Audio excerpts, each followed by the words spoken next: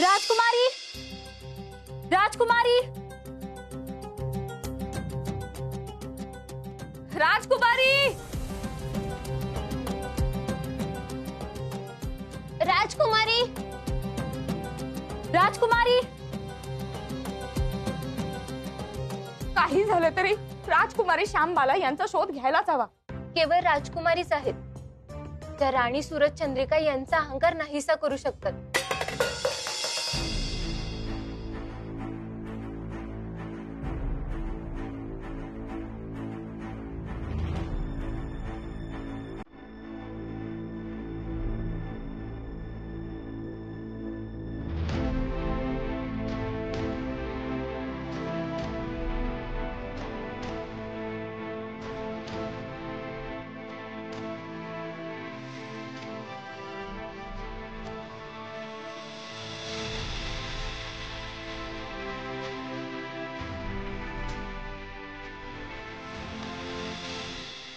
राजकुमारी श्यामबाला,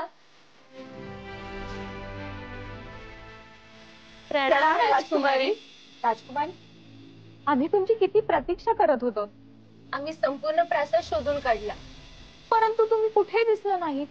तुम्ही सर्वत्र शोधले, परंतु तेथे नाही जेथे मी सदा स्वतःला वाहिलेले आहे।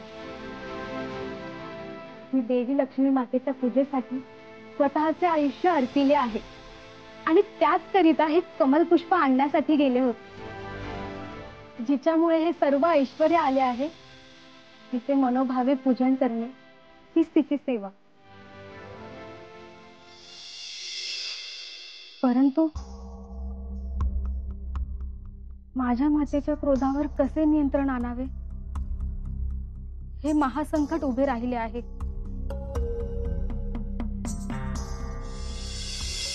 माऊली असं म्हणतात की यश, समृद्धी, सुबत्ता हे माणसाचे अलंकार आहेत आणि ह्या गोष्टींवरूनच मनुष्याच्या कर्तृत्वाचं मोजमाप करण्याची आपल्याकडे जणू प्रथाच आहे। पण माऊली तुला सांगू, मनुष्य जेव्हा एवढं यश मिळवतो ना, तेव्हा एक गुण त्याच्यापासून हळूहळू दूर लांब जाऊ लागतो आणि तो म्हणजे विनम्रता। विनम्रता नाहीशी होऊन त्याची जागा व्यापली जाते अहंकाराने, गर्वाने।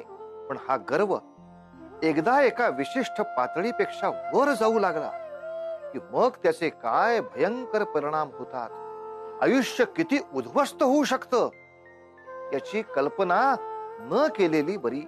म्हणूनच माऊली आपण लहानपणापासून शिकत होतो की गर्वाचं घर आज ना उद्या खाली होतच। त्याचीच कथा आपण बघणार आहोत। ही महत्वाची शिकवण जर आपण विसरलो तर त्याचे काय भयानक परिणाम होतात।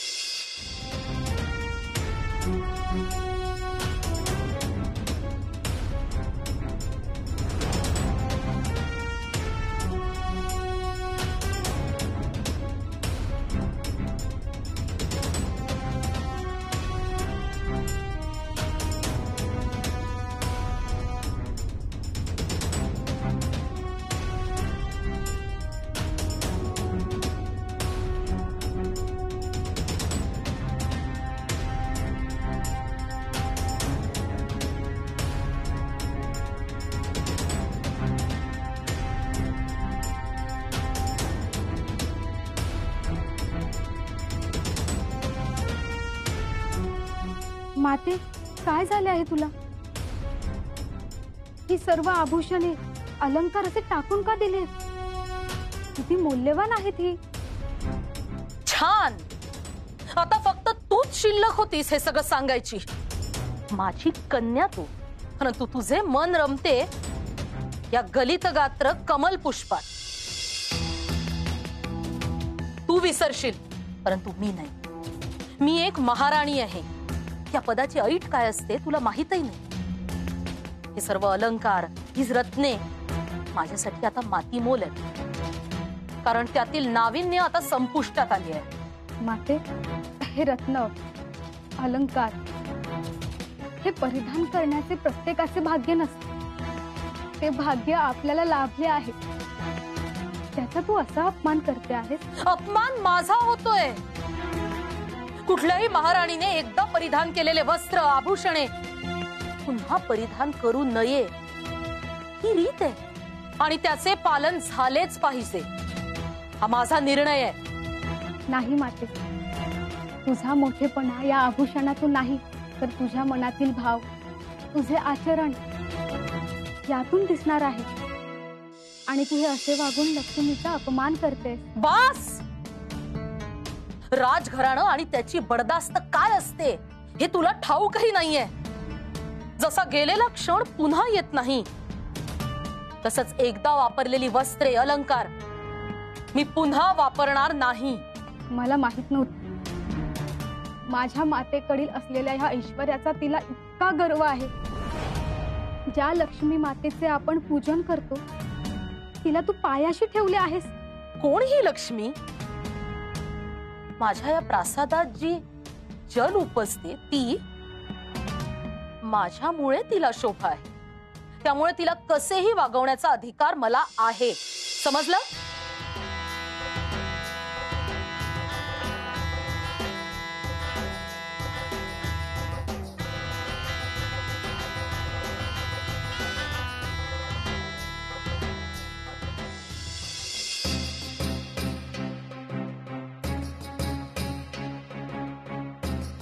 हे लक्ष्मी माते, तुला जितके वाईट वाटते आहे तितकेच मलाही वाईट वाटते आहे. परंतु मला माझ्या मातेची कीव येते.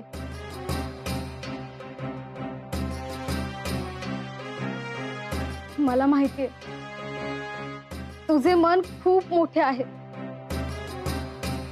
तू तिला नक्की क्षमा करशील.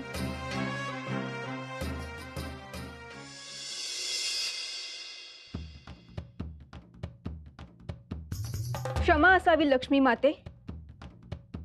माझ्यामुळे आपणास प्रतीक्षा करावी लागली. परंतु माते, आपणाकरिता हे कमल पुष्प आणावयास मला एवढा अवधी लागेल ह्याची मला कल्पना नव्हती.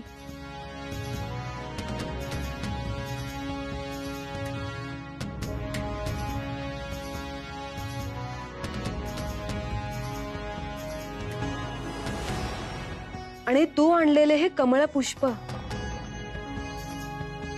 त्याचा मोहक सुगंध आणि त्यामागील तुझा भाव, हे सारे अनुभवण्यासाठी मी किती अधीर झाले होते. माते, आपण हे बोलून माझा मान वाढवत आहात, याबद्दल मी आपले आभारी आहे. माते, माते आपणास कशाची भुरड पडते आहे? ह्या मार्गशीर्षाची. हा मास म्हणजे साक्षात सर्व मासांतील सर्वश्रेष्ठ. जसे जसे ऋतूंचा राजा वसंत, तसेच मासांमधील रूप म्हणजे हा मार्गशीर्ष. माते, हा मास आपल्याला सर्वात प्रिय आहे, हो ना? होय तर. म्हणूनच ह्या मासात प्रत्येक घरात, चराचरात माझा वास चढ रूपाने आढळतो. कधी धन म्हणून तर कधी धान्य म्हणून. आणि यंदा देखील माझे हे धन मला सर्वांमध्ये वाटायचे आहे. सर्वांना सुबत्तेचे वरदान द्यावयाचे आहे. परंतु परंतु परंतु काय माते? त्यासाठी मला अशा एका रूपाची आवश्यकता आहे ज्याच्या करवी माझे हे धन मी सर्वांमध्ये वाटू शकेन. ज्याला स्वार्थ, अहंकार आणि लोभ यापैकी कशाचाही लवलेश नसेल. जो धनाचा संचय स्वतःसाठी करणार नाही, असा निस्पृह नृप कोण असेल? माते, असे एक नृप मला माहित आहे. माहित आहे? कोण? राजा भद्रश्रवा.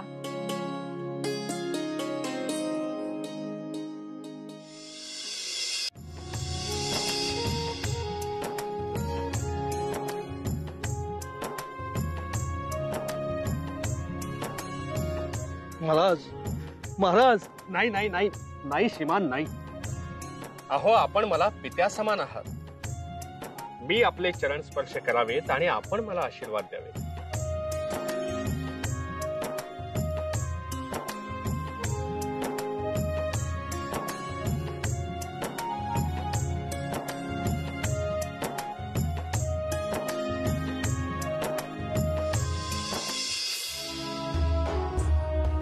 पिताश्री, यावे राजपुत्री यावे.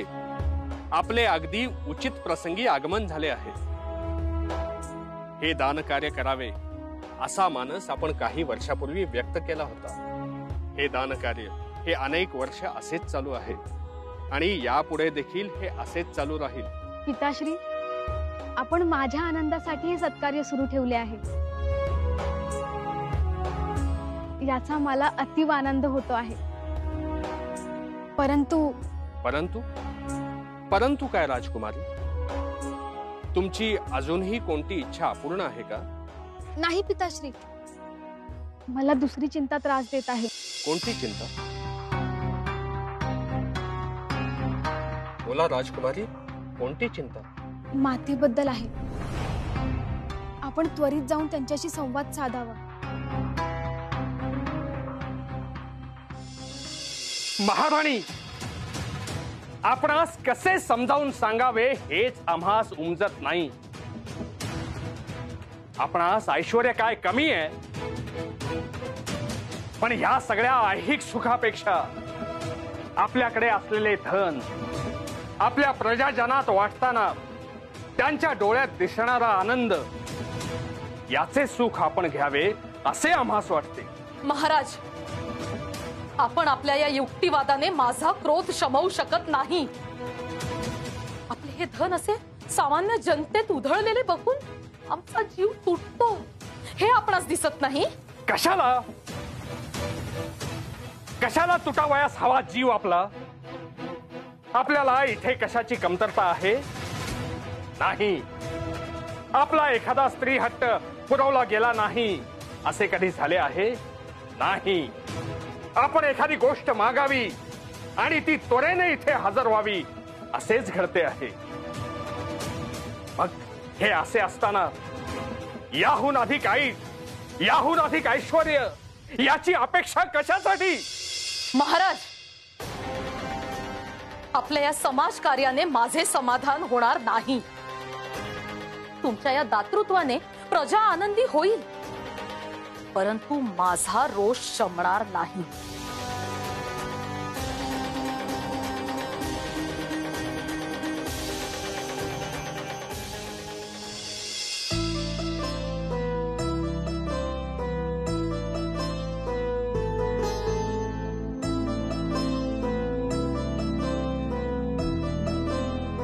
किती मनापासून येथे दान धर्म होतो आहे. या वास्तूमध्ये मला दान धर्मातून लाभणारी प्रसन्नता जाणवते आहे. ह्या नृपास प्रजेची खरोखर चिंता आहे आणि मला याचे समाधान आहे की ह्या नृपाची निवड ऐश्वर्य व सुबत्ता यांचे वरदान देण्यासाठी केली. त्याचा योग्य तोच विनिमय केला जाईल याची मला खात्री आहे.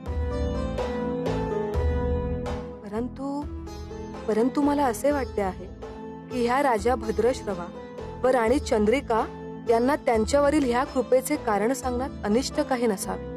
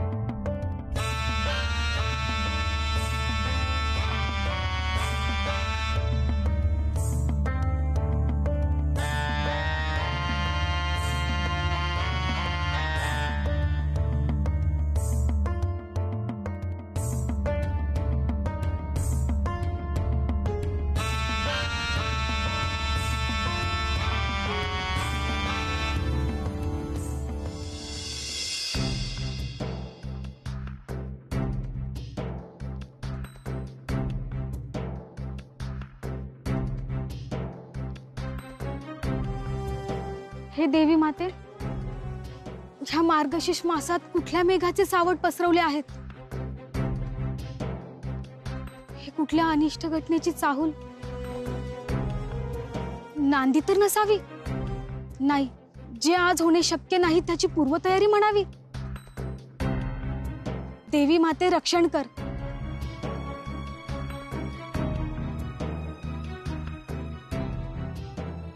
माई, नको, मला हे दान नको.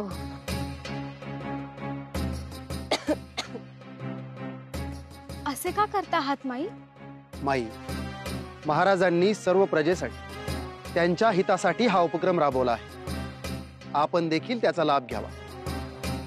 खरे दान तेच जे याचक मागेल आणि दाता त्याची पूर्तता करेल. मला या धनाची हौस नाही, या वस्त्रांचा मोह नाही. मला हवे आहे अन्न. या प्रासादात मला भोजन करायचे आहे. माझी ही क्षुधा शमावी, हीच माझी इच्छा. माई, हे कुठले मागणे आहे आपले? माई, आपले म्हणणे आणि मागणे हे दोन्ही योग्य आहे. आपली इच्छा पूर्ण केली जाईल. आपल्या भोजनाची व्यवस्था करण्यात येईल. परंतु माझी आणखी एक इच्छा आहे. मला महाराणींसोबत भोजन करायचे आहे. त्यांच्यासह पंक्तीत बसायचे आहे. बस, तू हे काय बोलते आहेस याचे तुला तरी भान आहे का? एक महाराणी असून त्यांनी सामान्य जनतेसोबत भोजन करावे. म्हणजे आज माझी इच्छा पूर्ण न होताच मला परतावे लागणार. आज मार्गशीर्ष मासातील गुरुवार. किती तो पवित्र दिवस. या पवित्र दिनी या गरीब म्हातारीला दान न मिळताच परत जावे लागणार. म्हणजे माझी क्षुधा शमणार नाहीच. असू दे, असू दे.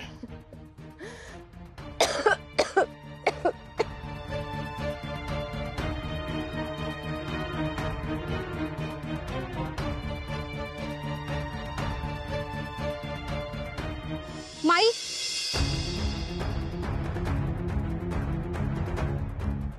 माई, आजवर ह्या राजदरबारातून कुठलाही याचक त्याची इच्छा अपुरी ठेवून गेला नाहीये. तुझ्याही इच्छेची पूर्तता केली जाईल. हा राजकन्या श्यामबाला हिचा शब्द आहे. तू जरी शब्द दिला आहेस तरी ही खरी परीक्षा होणार राजा भद्रश्रवाच्या दातृत्वाची. माऊली काहीही म्हणा, मनुष्यावर षड्रिपूंचा जेवढा पगडा असतो तेवढा इतर कशाचाही नसावा. जसं आपल्या कथेत त्या महाराणी सुरचंद्रिकेचं झालेलं आहे. तिला केवळ मोह जडलाय. त्या मोहाने तिला गिळंकृत केलंय आणि त्यातून आता बाहेर पडणं हे जवळजवळ अशक्य प्राप्त होऊन बसलाय. तेव्हा या अथांग सागरामध्ये वाहत वाहत तिचं आयुष्य कुठल्या वळणावर जाईल आणि इतरांवर त्याचा काय परिणाम होईल पाहूया पुढील भागामध्ये. तोवर उतू नका, मातू नका आणि घेतला वसा टाकू नका.